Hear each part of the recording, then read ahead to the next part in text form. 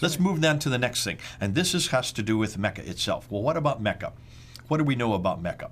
Well, we don't know much about Mecca at all. In fact, it doesn't even exist on any inscription anywhere. And I remember when I was studying under Gerald Hotting in the 1990s. Gerald Hotting introduced Patricia Corona, who I got to know afterwards. And he mentioned, the only reference we have for Mecca does not come until the Apocalypse of Pseudo-Methodius, Continuata Byzantia Arabica. That is a document that was written in 741.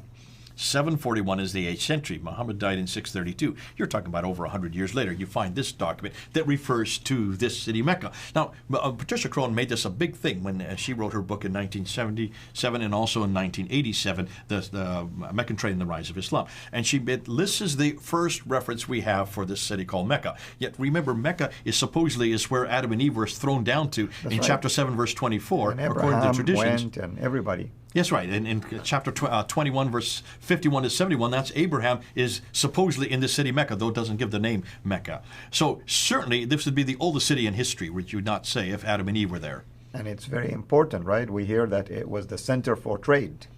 Okay, well, that's what Montgomery Watt said, and Montgomery Watt brings that in. But if it's the first city in the history of mankind, it's where Abraham went to in 1900 BC, and according to Montgomery Watt, in the last century, he said this is the center of trade, north, south, east, and west. We're going to destroy that in just a bit, in another one of these episodes yet to come.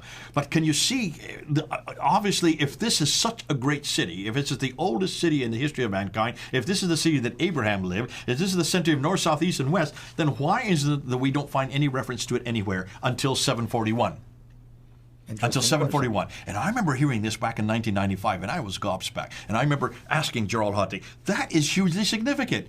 Why does it take him to 741? He says, well, obviously this has not been written down. We just know that there's a... I said at that time, well, this has huge significance. And he didn't want to come to any conclusions. I want to come to conclusions. What I didn't know is that Patricia Crone didn't read the whole inscription. You've got to continue on. Don't just read the word Mecca, because it's there in the inscription. That's the first reference to the city of Mecca. Look and see what it says about Mecca. Look and see where it places it. Let's go back to the slide again.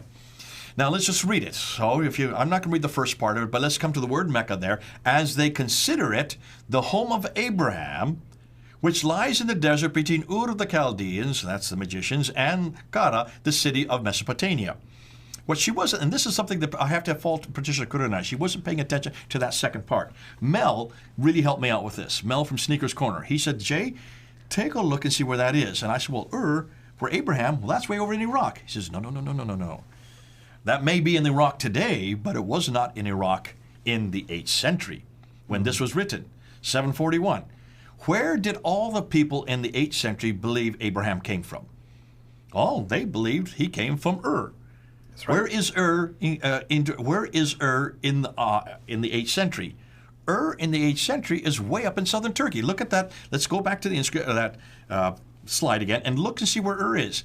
Ur is right there as what is Edessa. That is where Edessa is today. So this inscription written in the 8th century in 741 places Mecca, the city of Mecca, halfway between Edessa and Haran. Look where Edessa and Haran is. That's even further north. That's way up in southern Turkey. That's right. Why did Patricia Crone figure this out? Because she thought that this must have been Iraq. Why? Because she didn't realize, or she must have realized, maybe she had a bad day, that the reason why we know that Ur is in Iraq today is because of a British, J.E. Taylor, who in the 1800s, that's the 19th century, discovered it. He was a British explorer, and he discovered the modern-day Ur, or what we now know today as Ur, in southern Iraq. But that was 1853. This is 741. This is 1,000 years later, over 1,000 years later, it took the find where Ur is. And that's why she wasn't thinking through this through. So the people then assumed it was near Edessa, just south of, and between Edessa and Haran, the town of Abraham. Now in 697, there's an inscription near Taif. Taif is just southeast of Mecca, up in the plateau, that indicates the building called the Al-Masjid Al-Haram, referring to the Kaaba, Al-Masjid Al-Haram. Isn't that interesting? This is close to the place that later became known as Mecca or the Hijaz, but it wasn't yet called Mecca. Take a look and see where Taif is. Take a look and see where the modern-day Mecca is, and you will see that it's directly south of this Mecca that's way up there in southern Turkey, which is between Ur and Haran. as we look at the artifacts, as we put ourselves back into the 8th, in this case the 8th century, 741, even the Mecca that they have there is in the wrong place. It's much too far north, and it's the wrong Mecca. So where in the world did they get the present-day Mecca? How did this come into being? Hold on to that. We're going to get to that. That's yet to come up in another episode. But I just wanted to bring that up. Can you see? The more we scratch, the more we find. Go ahead. What happens after the more we find? The more we find, the more we shine. What happens next? The more we shine, the more they whine, no how sublime. Muslims do not like us to do the scratching around. If we don't scratch, then the rocks are going to cry out for us. We need to look at the rocks. That inscription that was written, that is dated to 697, we know that because it dates it from 622. It gives it an exact year from 697, 72 years later. It now was actually pictured on Islamic Awareness website.